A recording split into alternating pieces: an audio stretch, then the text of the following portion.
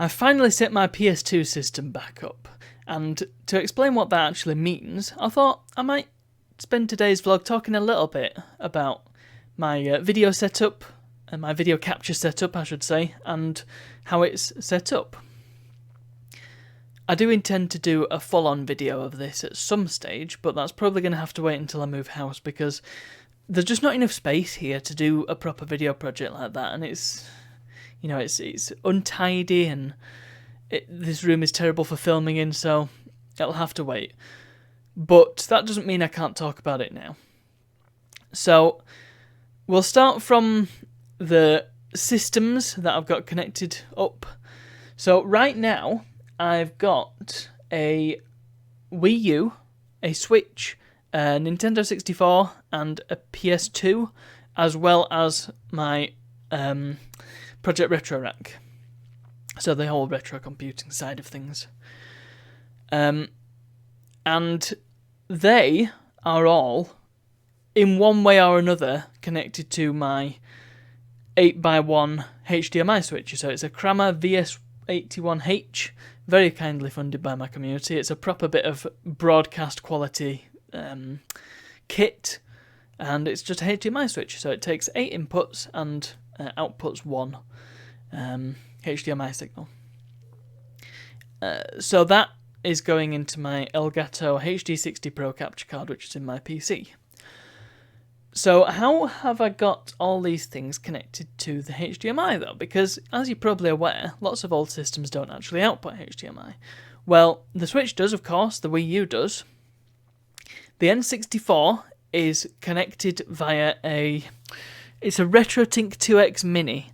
Not a cheap piece of kit, I will say, and I've got that specifically for the N64. It's very likely that I'll be connecting other systems to it eventually, older systems. The reason I've got that is because it takes composite and S-video input. And the N64, well, I tried to put an RGB mod in it. Didn't go so well. So that's my repaired N64 that I had to take to a guy. Hat in hand, I was like, oh, can you fix it for me, please? So that's outputting S-video, going through the RetroTink, and that's getting upscaled to HDMI, and then that's going through to my capture card. The PS2 and Project Retro Rack, they are both going through a thing called an OSSC. So that's an open source scan converter. So the reason why I use these, you might be thinking, why not just convert it to HDMI with just a basic little converter? Lots of things have them. I have one for the Wii, and that's what I used for ages on that before I got the Wii U. The reason is, those things are crap. I would like to get the highest possible quality out of my systems, and I want it to look authentic. So the best way of doing that is to get a device that can upscale the video signal on the fly. So it upscales an analog video signal and outputs it as digital. What does upscale mean though? Effectively, it means just to make something bigger. But in terms of retro gaming, it's increasing the resolution essentially of an analog input. So the N64, for example, 240p, so a 320 by 240 resolution-ish. And if you were to expand that to 1080p, well, it would look horrible. It would look fuzzy and blurry, and you'd barely be able to tell what you were doing. What the RetroTink does is it upscales it. So it does a thing called integer scaling. So I think it goes to like 960, something like that, 960p.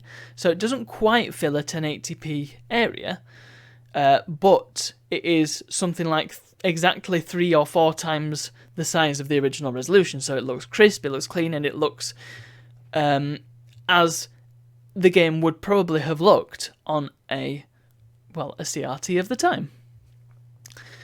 Granted, without the scan lines.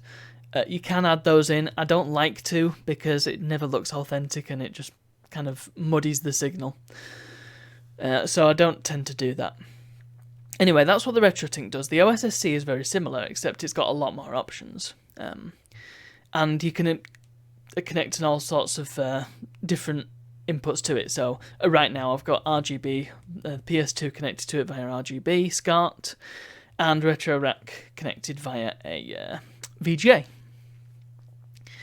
So that's the purpose of those devices, and there's lots of fantastic videos online. I'll link, if I remember, I'll link one in the description, and you can see exactly what the difference is between just using a crappy, basic 15 quid HDMI converter versus an upscaler. The difference is they're like 10 times more expensive, so I think it's worth it, but your mileage may vary. Anyway, so we've got the systems, we've got the conversion, we've got the HDMI switcher, and we've got it going straight through to the capture card. I record everything via OBS. I used to use a piece of software called Amarek, but OBS has pretty much surpassed that. The only reason I used Amarek is because it reduced the input lag quite a bit. OBS had massive amounts of input lag, whereas Amarek had less input lag. And now, for my to my mind, OBS has less input lag than Amarek does now, so it's very serviceable. But what do I mean by input lag? Well, say you've got your controller. You press A, and you expect, say, Mario or Crash to jump immediately as you press A. When you're playing on a CRT, that tends to happen. Your input lag is minimal to none. This is why I have a small 14-inch CRT telly right here next to me, so that when I'm playing on a PS2 or a similar system that can output RGB, I get no input lag, and so I can record a nice quality bit of gameplay. Things like upscalers, quality upscalers like the RetroTink and the OSSC, again add minimal to none input lag, and that's why we use them. However, every device on your chain can add input lag. It also depends on your display and how you're capturing the footage. Part of the reason why I wanted the broadcast quality HDMI switcher is because reduced input lag, it's actual decent kit, so it's again adding a negligible amount of input lag. But the key problem is my capture card. That seems to add quite a bit.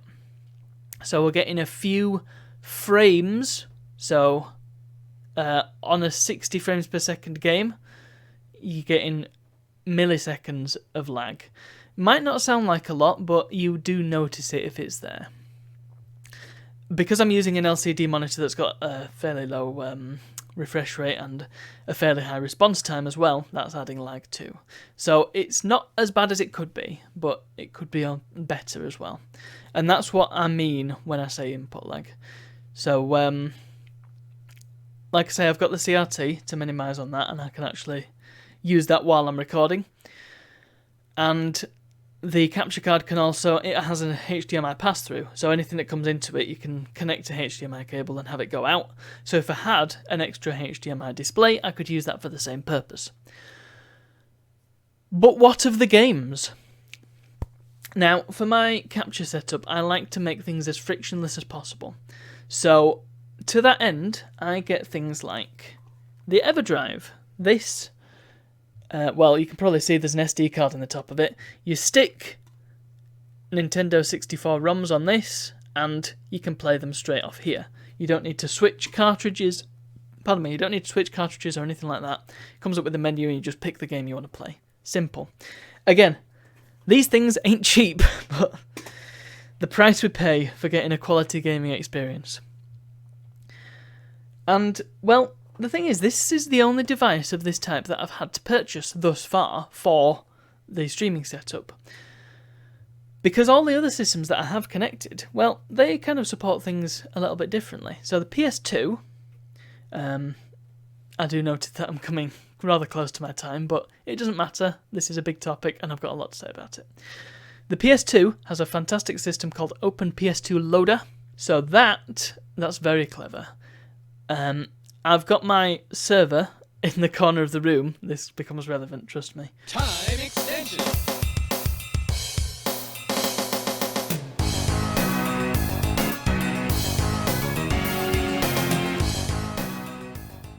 And on my server is a file share.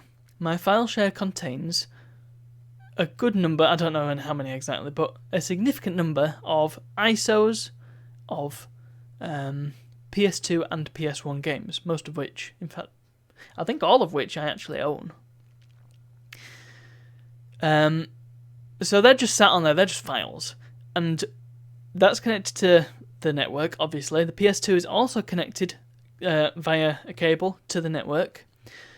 The PS2 reads the files off the file share, and I can just play them straight off there. It is fantastic. I love it. And it's much better than using discs. The reason why I don't like to use discs is because A, we're in PAL territory and PAL video signal is terrible. I'll talk about that on another vlog. That's far too big a topic for today.